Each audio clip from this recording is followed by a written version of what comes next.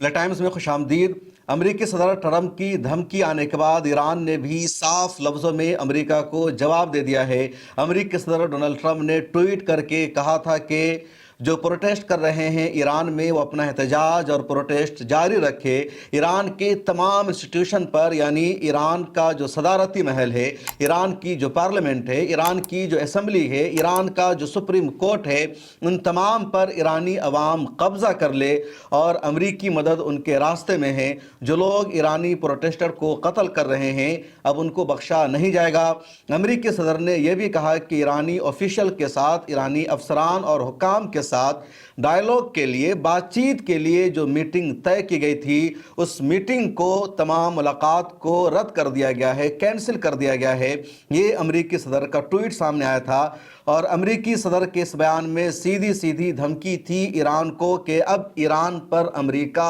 حملہ کرے گا۔ امریکہ کے صبر کا پیمانہ لبریز ہو چکا ہے اور جیسے ہی امریکی صدر کا یہ بیان سامنے آیا اس کے کچھ ہی گھنٹے بعد ایران کے آرمی چیف نے اپنا بیان جاری کر دیا اور انہوں نے کہا کہ ہم پہلے سے زیادہ طاقتور ہیں، ہم پہلے سے زیادہ مضبوط ہیں، اور سال 2025 میں اسرائیل اور امریکہ کے ساتھ ایران کی 12 دنوں تک جو جنگ ہوئی تھی، جو لڑائی ہوئی تھی، اور اس لڑائی اور جنگ کے دوران ہم نے جس قوت کے ساتھ، جس حکمت عملی کے ساتھ، جس بہادری کے ساتھ اسرائیل اور امریکہ کا مقابلہ کیا تھا، امریکہ کو جواب دیا تھا، اب ہم اس سے زیادہ کیپیبل ہے، اس سے زیادہ طاقتور ہے، اور پہلے سے زیادہ اب ہم اسرائیل کو نقصان پہنچائیں گے، امریکہ کے فوجی اڈوں پر حملہ کریں گے، اور ہم کسی بھی صورت میں جھکنے والے نہیں ہیں، پیچھے ہٹنے والے نہیں ہیں۔ اور یہ جو بیان آیا ہے ایران کے آرمی چیف کا بہت ہی زیادہ اہم ہے۔ ایکسپرٹ یہ دعویٰ کر رہے ہیں، الجزیرہ کے تجزیہ نگار الجزیرہ کے لائیو ڈیبیٹ میں آ کر یہ کہہ رہے ہیں کہ جب امریکی صدر نے یہ ٹویٹ کر دیا تو اس کا مطلب ہے کہ امریکی صدر نے اب فیصلہ کر لیا ہے، فائنل ڈیسیژن لے لیا ہے، اور امریکہ نے اپنی آرمی کو حملہ کرنے کا باضابطہ اختیار دے دیا ہے، فیصلہ ہو چکا ہے، اور ہو سکتا ہے امریکی طیارے راستے میں ہو اور کسی بھی وقت ایران پر امریکہ کا حملہ ہو سکتا ہے۔ لیکن امریکہ یہ چاہتا ہے کہ پہلے ایرانی عوام ہمت کرے، آگے بڑھے، اور ایران میں جو کانسٹیٹیوشنل ادارے ہیں اس پر ایرانی عوام قبضہ کر لے تاکہ امریکہ کو مکمل طور پر موقع مل جائے۔ لیکن ابھی تک امریکہ کو اس ایجنڈا میں کامیابی نہیں مل رہی ہے۔ ایران نے انٹرنیٹ پر مکمل طور پر پابندی لگا رکھی ہے۔ جو سیکریٹ ذرائع سے، جو سیکریٹ ڈیوائسز کے ذریعے امریکہ کو خبریں مل رہی تھی، ان ڈیوائسز کو بھی ایران نے پکڑنا شروع کر دیا ہے۔ ان ڈیوائسز تک ایرانی ایجنسی لگاتار پہنچ رہی ہے، اور یہ امریکہ کے لیے سب سے بڑا جھٹکا ہے۔ اب ذرا الجزیرہ کی اس خبر کو دیکھیے جس نے ایران کی آرمی چیف کے بیان کو شائع کیا۔ ایران کے میجر جنرل ہیں امیر حاتمی، ان کا صاف کہنا ہے کہ اسرائیل کے ساتھ 12 روزہ جنگ کے مقابلے میں اب ہم زیادہ طاقتور ہیں، زیادہ کیپیبل ہیں۔ ان کا کہنا ہے 2025 میں اسرائیل کے ساتھ ہونے والا تنازع ایرانی مسلح افواج کے لیے ایک منفرد اور خاص تجربہ تھا، کیونکہ ایران جیسی سطح پر کسی اور ملک نے اسرائیل جیسے مغربی ٹیکنالوجی اور ویسٹ کے سپورٹ سے لیس نظام کا سامنا نہیں کیا تھا۔ یہ بات ایران کی سرکاری ایجنسی تسنیم نے اپنی خبر میں شائع کی ہے، انہوں نے دعویٰ کیا۔ اس کے علاوہ تسنیم نیوز ایجنسی نے یہ بھی کہا کہ اسرائیل کی جانب سے ایران کے آبادی والے علاقوں پر شدید حملے کیے گئے۔ ایران کی جانب سے مسلسل جوابی کارروائی میں اسرائیل کے اندر ایسے کئی مقامات کو نقصان پہنچایا گیا جہاں اسرائیل کی ملٹری موجود تھی۔ اس دوران امریکہ نے بھی ایران کے اندر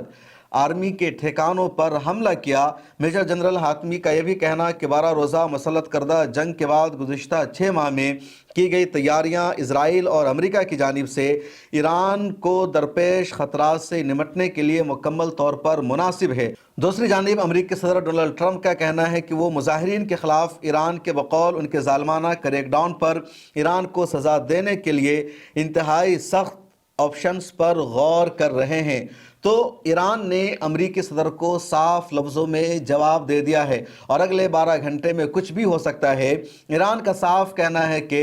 ہم نے ماضی میں عراق کے ساتھ جنگ لڑی، دوسرے ملکوں کے ساتھ ہماری جنگ ہوئی، لیکن ایران کو اسرائیل کے ساتھ ابھی تک باضابطہ جنگ کرنے کا تجربہ نہیں تھا، نہیں امریکہ پر حملہ کرنے کا ایران کو ابھی تک کوئی تجربہ تھا۔ اب تک اسرائیل اور ایران کے بیچ میں جو جنگیں ہوئی تو وہ دوسرے ذرائع سے، جیسے اسرائیل لبنان پر حملہ کر رہا تھا اور ایران کے سپورٹ سے حزب اللہ اسرائیل پر حملے کر رہا تھا، یا ایران کے سپورٹ سے حوثیوں نے اسرائیل کو نشانہ بنایا تھا۔ لیکن جون 2025 میں براہ راست اور ڈائریکٹ ایران اور اسرائیل کے درمیان جنگ ہوتی ہے اور پہلے 12 گھنٹے میں اسرائیل کا پلڑا بھاری تھا۔ ایران کے ایئر اسپیس پر اسرائیل نے اپنا کنٹرول حاصل کر لیا تھا، جگہ جگہ ایران میں اسرائیل نے بمباری کی تھی اور ایران میں تقریباً 1000 سے زیادہ لوگوں کی ہلاکت بھی ہو گئی تھی۔ لیکن 12 گھنٹہ گزر جانے کے بعد ایران نے بیلسٹک میزائل سے اسرائیل کو جواب دینا شروع کیا اور ایران کا جو جوابی حملہ تھا وہ اسرائیل پر بھاری پڑا، اسرائیل کو بہت زیادہ نقصان پہنچنے لگا۔ اس کے بعد اسرائیل نے سیز فائر کا مطالبہ کیا اور اس طرح امریکہ نے بیچ میں آ کر اس جنگ کو روک دیا، سیز فائر کا معاہدہ ہو گیا۔ حالانکہ کوئی واضح معاہدہ نہیں ہوا، بس یہ ہوا کہ اب دونوں میں سے کوئی بھی ایک دوسرے پر حملہ نہیں کریں گے، اور وہ حملہ رک گیا۔ اس دوران ہی امریکہ اور اسرائیل نے رجیم چینج کرنے کی بات چیت کی تھی، لیکن امریکہ کا ایجنڈا ناکام رہا۔ اب دوبارہ 28 دسمبر کو پروٹیسٹ ہوا۔ پروٹیسٹ مہنگائی، بے روزگاری اور گرتی ہوئی کرنسی کے خلاف شروع ہوا، لیکن دھیرے دھیرے یہ پروٹیسٹ ایران حکومت کے خلاف ہو گیا، ایران میں رجیم چینج کرنے کا مطالبہ ہونے لگا۔ ادھر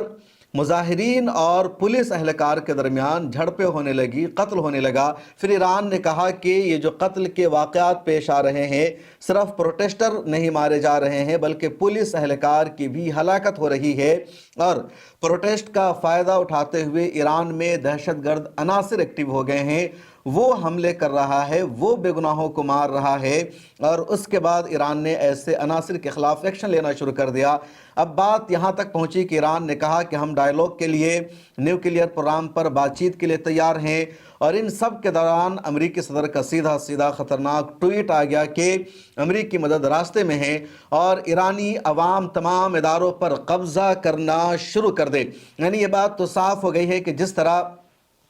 امریکہ نے وینزویلا میں آپریشن کو انجام دیا، وہاں کے صدر کو گرفتار کر لیا، اس طرح کا آپریشن انجام دینا ایران میں امریکہ کے لیے پوسیبل نہیں ہے۔ وینزویلا میں امریکی صدر نے وینزویلا کی عوام کو نہیں بھڑکایا، ان کو سڑکوں پر نہیں اتارا، ان کو وینزویلا کے صدر کے خلاف پروٹیسٹ کرنے کے لیے مجبور نہیں کیا، بلکہ خاموشی کے ساتھ امریکی صدر نے اپنی ڈیلٹا فورس کو بھیجا۔ وہ فورس وینزویلا میں داخل ہوتی ہے، وہاں کے صدر کو گرفتار کر کے سیدھے نیو یارک پہنچا دیتی ہے، اور نیو یارک میں وینزویلا کے سابق صدر، یا کہہ لیجئے کڈنیپ کیے گئے صدر مادورو کے خلاف مقدمہ چل رہا ہے۔ اسی طرح کا آپریشن انجام دینے کا ایجنڈا امریکہ کا ایران میں بھی تھا، لیکن ایران میں یہ ایجنڈا ناکام ہو گیا۔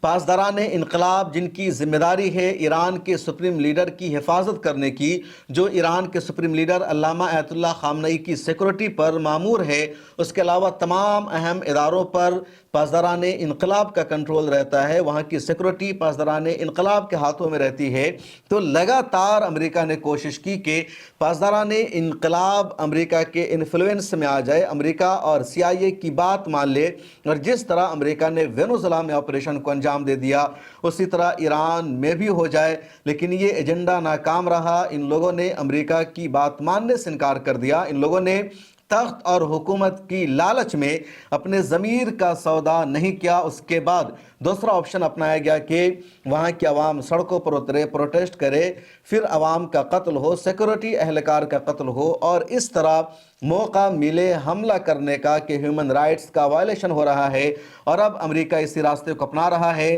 جو سب سے بڑی خبر ہے وہ یہ ہے کہ ایران کی انٹرنیشنل باڈی نے پچھلے دنوں میں ایران میں 12,000 قتل کا دعویٰ کیا ہے۔ ادھر اسرائیل کے اخبارات لکھ رہے ہیں کہ 2,000 لوگوں کا قتل ہوا ہے، الجزیرہ نے 100 لوگوں کے قتل کا دعویٰ کیا، اور جب قتل کی یہ خبریں سامنے آئی ہے اس کے بعد ہی امریکی صدر کا بیان سامنے آ جاتا ہے کہ امریکی مدد ایران کے راستے میں ہے، اور جلد ہی ईरान में रिजीम चेंज हो जाएगा। उधर इसराइल का बयान सामने आ रहा है कि ईरान की हुकूमत चंद दिनों की मेहमान हो गई है, ईरान में हुकूमत बदलने वाली है। यूरोप के और भी कई स्टेट का ये बयान सामने आ रहा है कि अब ईरान की जो मौजूदा हुकूमत है ज़्यादा दिनों तक नहीं चलने वाली है और वहाँ इस्लाम पसंदों के हुकूमत का ख़त्म हो जाएगा। इस बीच ईरान के आर्मी चीफ का ये जो बयान है बहुत ज़्यादा अहमियत रखता है, जिसमें कहा गया कि 12 दिनों की जंग से हमने सबक सीखा और अब पहले से ज़्यादा हमारे अंदर ताकत है, हमारे पास तजर्बा है, हमारे पास हौसला है इज़राइल पर हमला करने का या अमेरिका की जंग में अमेरिका के साथ मुकाबला करने का, अमेरिका को जवाब देने का। और ये बात भी अहम है क्योंकि जब जून 2025 में जंग हुई थी तो इज़राइल ने ईरान के पासदारान इनकलाब के कमांडर को, आर्मी चीफ को, उनके मेजर को, उनके कमांडर को, यानी 20 टॉप कमांडर को इज़राइल ने शहीद कर दिया था, मार दिया था। और पूरी दुनिया को ये लग रहा था कि अब ईरान झुक गया है, ईरान दोबारा खड़ा नहीं हो पाएगा, इज़राइल से ईरान नहीं लड़ पाएगा, ईरान में हुकूमत अब बदल गई है। लेकिन अगले 12 घंटे के बाद सुप्रीम लीडर ने उनकी जगह दूसरे अफराद को बहाल किया, दूसरे लोगों ने जिम्मेदारी संभाली, इज़राइल को जवाब देना शुरू किया। और फिर पूरी दुनिया ने देखा कि किस तरह 12 दिनों तक ईरान इज़राइल से लड़ता रहा, वो अमेरिका का मुकाबला करता रहा। इसलिए इस मर्तबा भी अमेरिका की तरफ से जो कुछ कहा जा रहा है वो ईरान में पॉसिबल हो पाएगा ऐसा कहना मुश्किल है। इस वीडियो में इतना ही। आपको क्या लगता है, आपकी क्या राय है, कमेंट सेक्शन में लिखें। मुझे दीजिए इजाज़त, फिर मुलाकात होगी।